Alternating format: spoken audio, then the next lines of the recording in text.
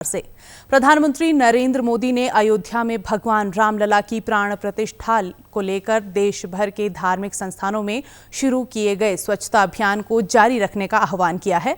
आज रेडियो के मासिक मन की बात कार्यक्रम की 109वीं कड़ी में उन्होंने ये बात कही।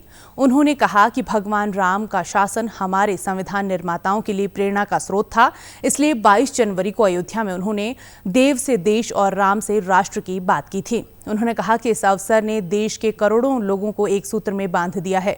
उन्होंने कहा कि इस आयोजन को लेकर देश भर में मकर संक्रांति से 22 जनवरी तक धार्मिक स्थानों पर स्वच्छता अभियान चले। प्रधानमंत्री ने कहा कि ये भावना और अभियान रुकना नहीं चाहिए।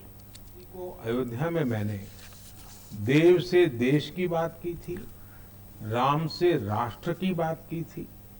साथियों, अयोध्या में प्राण प्रतिष्ठा के अवसर ने देश के करोड़ों लोगों को मानो एक सूत्र में बांध दिया है।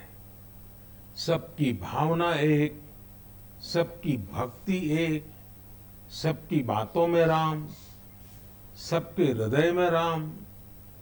देश के अनेकों लोगों ने इस दौरान राम भजन गाकर उन्हें श्री राम के चरणों में समर्पित किया। 22 जनवरी की शाम को पूरे देश ने राम ज्योति जलाई, दिवाली मनाई। प्रधानमंत्री ने हाल ही में महिलाओं को समर्पित गणतंत्र दिवस को लेकर भी बात की। उन्होंने कहा कि इस बार की गणतंत्र दिवस परेड में महिला शक्ति देखने को मिली। केंद्रीय सुरक्षा बल व दिल्ली महिला पुलिस की टुकड़ियों की कदमताल ने देश की महिलाओं को गर्व से भर दिया। उन्होंने राष्ट्रपति द्वारा देश की 13 महिला खिलाड़ियों को अर्जुन पुरस्कार मिलने की बात भी साझा की। लेकिन सबसे ज्यादा चर्चा परेड में विमेन पावर को देखकर हुई, जब कर्तव्य पथ पर केंद्रीय सुरक्षा बलों और दिल्ली पुलिस की महिला टुकड़ियों ने कदमताल शुरू किया तो सभी गर्व से भर उठे। महिला बैंड का मार्च देखकर, उनका जबरदस्त तालमेल देखकर देश विदेश में लोग झूम उठे। साथियों, आपने कुछ दिन पहले ही अर्जुन अवार्ड समारोह को भी देखा होगा। इसमें राष्ट्रपति भवन में देश के कई होनहार खिलाड़ियों और एथलीटों को सम्मानित किया गया है। इस बार 13 विमेन एथलीट्स को अर्जुन अवार्ड से सम्मानित किया गया है।